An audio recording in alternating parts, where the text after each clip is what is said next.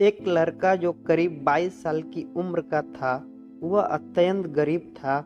उसके माता पिता भी इस दुनिया में नहीं थे। अनाथ होने के कारण वह कभी स्कूल और कॉलेज नहीं जा पाया। एक दिन वह चपरासी की नौकरी के लिए एक बड़ी कंपनी में इंटरव्यू देने गया। उस कंपनी के मालिक ने उससे कहा कि अगर तुमने ये फर्श अच्छे से साफ किया तो तुम्हारी नौकरी पक्की। बस फिर क्या था, उस लड़के ने फर्श को एकदम से चमका दिया, जिसे देखते ही मालिक ने कहा, तुम्हारी नौकरी आज से पक्की हो गई, तुम कल से काम पर आ जाना। बॉस ने उस लड़के को बुलाया और कहा कि अपनी एक फोटो, आईडी प्रूफ और ईमेल आईडी भी बतानी होगी। उस लड़के ने तुरंत उत्तर दिया और कहा कि मैं तो एक गरीब व्यक्ति हूँ, मेरे पास ना तो कंप्यूटर है और ना ही मैंने कभी ईमेल आईडी बनाई है। बॉस ने तुरंत कहा, अरे हमारी बहुत बड़ी कंपनी है, हमें हर काम करने वाले व्यक्ति की ईमेल चाहिए होती है और ये अनिवार्य है।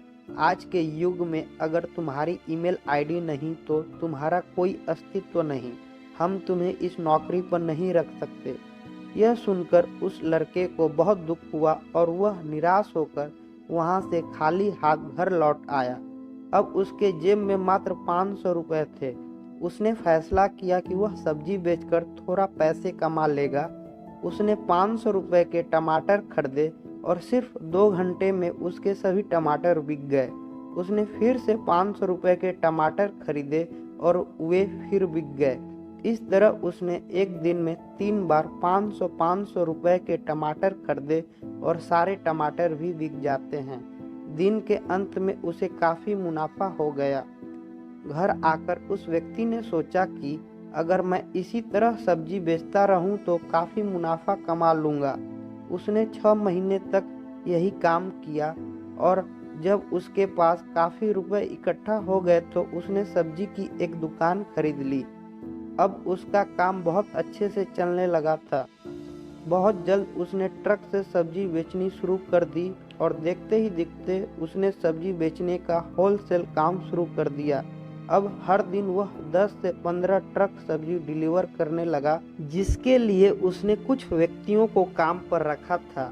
देखते ही देखते वह लड़का इतना बड़ा होलसेलर बन गया कि न केवल इंडिया में बल्कि विदेशों में भी सब्जियों का निर्यात करने लगा।